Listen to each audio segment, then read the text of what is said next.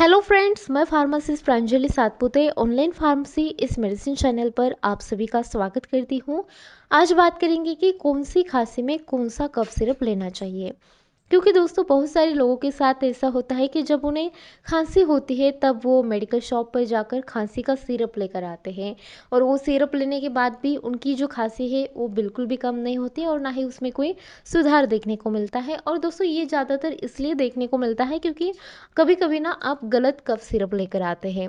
मतलब आपको खांसी एक प्रकार की होती है और आप दूसरी खांसी का कफ सिरप लेकर आते हैं।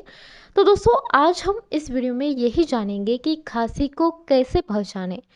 मतलब हमें जो खांसी है वो कौन से प्रकार की खांसी है और उसके लिए कौन सा कफ सिरप लेना चाहिए, उसके बारे में आज हम इस वीडियो में बात करेंगे। और साथ ही हम उस कफ सिरप के dosage, side effect and precaution, इन सभी के बारे में भी पूरी विस्तार में जानकारी लेंगे। लेकिन उससे पहले दोस्तों नीचे का रेड वाला सब्सक्राइब बटन दबाकर ऑनलाइन फार्मेसी को सब्सक्राइब जरूर कर दीजिएगा। इससे क्या होगा, हमारे इस चैनल पर आगे मेडिसिन से रिलेटेड जितने भी वीडियोस अपलोड होंगे वो सबसे पहले आपको देखने को मिलेंगे और वो भी बिल्कुल फ्री में। तो चलिए सबसे पहले हम जानते हैं कि खांसी कितने प्रकार की होती है और उसे कैसे पहचाना जाता है। उसके बाद हम सिरप के बारे में जानेंगे कि कौन सी खांसी में कौन सा सिरप दिया जाता है। तो दोस्तों यूजुअली खांसी दो प्रकार की होती है, एक होता है dry cough and second one is wet cough, यानी कि सूखी खांसी एंड गीली खांसी। दोस्तों गीली खांसी में क्या होता है, उस व्यक्ति के चेस्ट में एक प्रकार का तरल पदार्थ का जमाव होता है और इसमें जब व्यक्ति खांसी करता है तब चेस्ट में आवाज़ सी आती है और खांसी करते वक्त उसके गले में और मुंह में एक प्रकार का चिपचिप सा पदार्थ आने की फीलिंग जैसे महसूस होती है, जिसे कि हम स्पूटम बलगम वगैरह कह सकते हैं।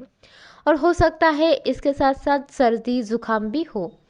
तो दोस्तों ऐसे कंडीशन को हम गीली खांसी यानी कि वेट कफ कहते हैं। और ड्राई खांसी यानी कि सूखी खांसी की बात करें तो इसमें व्यक्ति के चेस्ट में ना तो किसी प्रकार का कोई जमाव होता है, ना ही चिपचिपसापन महसूस होता है। मतलब जब वो खांसी करता है तब ना ही कोई स्पुटम बलगम वगैरह बाहर पड़ता है और चेस्ट में किसी प्रकार की ना ही कोई आवाज़ आती है। तो ऐसे टाइप की खांसी को हम सूखी खांसी यानी कि ड्राई कफ बोलते हैं। और हो सकता है ये खांसी एलर्जी के कारण हो गई हो या फिर वे लोग जो कि स्मोकिंग वगैरह करते हैं तो उनमें भी ये खांसी देखी जाती है, जो कि सूखी खांसी होती है।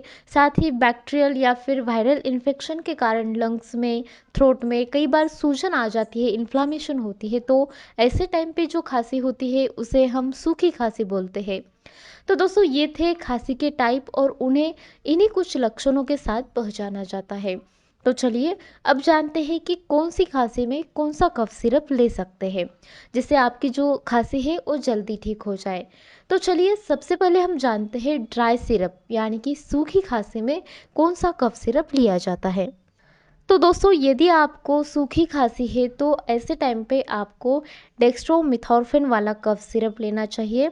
मतलब ऐसा कफ सिरप लेना चाहिए जिसमें डेक्स्ट्रोमिथॉर्फिन यह मेन कंपोजिशन हो, जैसे कि Ascoril D, Benadryl D R syrup, उसके बाद टेस्क्यू डी सिरप, कुफ्रिल डी सिरप, उसके बाद रेस्वी फ्रेश डी सिरप, उसके बाद ग्रिलिंचस डी एक्स सिरप। तो दोस्तों इन सभी सिरप में आपको डेक्स्ट्रोमिथॉर्फिन मेन कंपोजिशन के तौर पर देखने को मिलेगा, जो कि ड्राई खांसी के लिए चलता है। दोस्तों इनके बस ब्रांड नेम अलग अलग है, बाकी इनमें जो कंपोजिशन होते हैं वो ड्राई कफ के लिए जो चलते हैं वही ऐड किए जाते हैं। बस कंपनी ने अपना अपना एक अलग अलग ब्रांड नेम दिया होता है। और ये जो सभी कफ सिरप है ये ड्राई कफ के लिए यानी कि सूखी खांसी के लिए चलते हैं। और इन सब कफ सिरप में डेक्स्ट्रोमिथॉर्फिन मेन कंपोजिशन होता है जो कि ड्राई कफ के लिए चलता है। इन सब के साथ साथ दोस्तों इन सिरप में कुछ एंटी एलर्जिक या फिर एंटी टिश्यूज दवाइयों को भी ऐड किया जाता है, जैसे कि क्लोरफिनिरामाइन मेलिएट, उसके बाद डाइफिनहाइड्रामाइन वगैरह, जो कि सूखी खांसी के साथ साथ एलर्जिक कंडीशन को भी ठीक करने में मदद करते हैं। मतलब खांसी के साथ साथ नाक से पानी बह रहा है, आँखों से पानी आ रहा है, गले में खराश वगैरह है, तो उसे ठीक करने का काम भी ये सिरप कर देते हैं।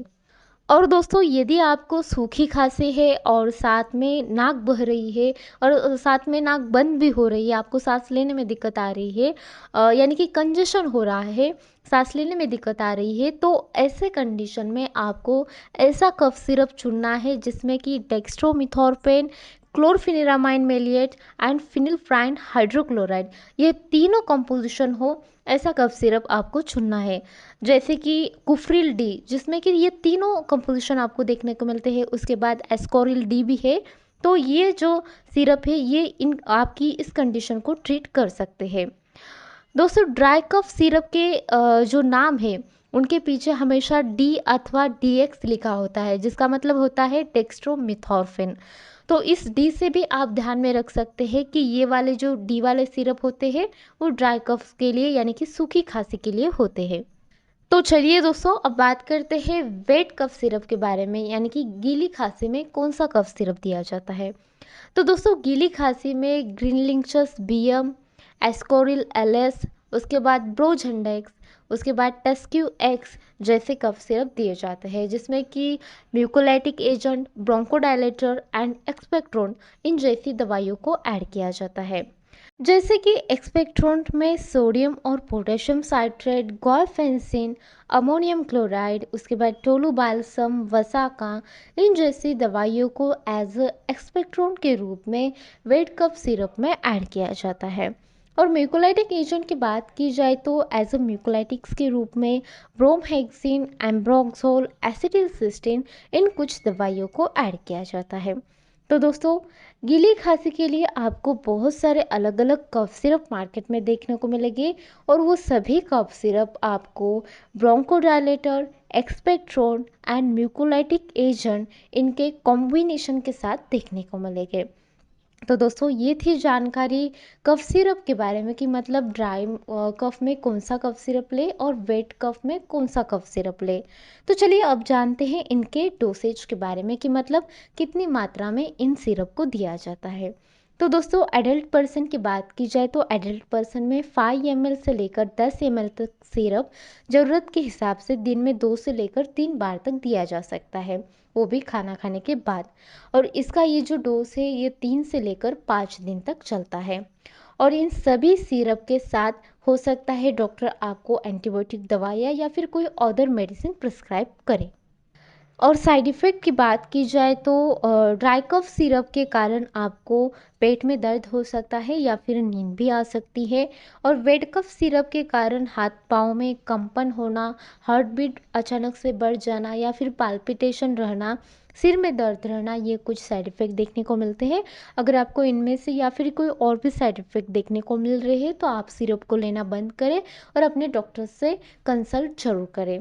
तो चलिए दोस्तों आज के वीडियो में बस इतना ही। आशा करती हूँ वीडियो की जानकारी हेल्पफुल रही होगी। अगर आपको ये वीडियो पसंद आया तो वीडियो को लाइक शेयर कमेंट जरूर कर दीजिएगा, और ऐसे ही मेडिसिन से रिलेटेड वीडियोस के लिए आप हमारे चैनल को सब्सक्राइब भी कर सकती है। धन्यवाद।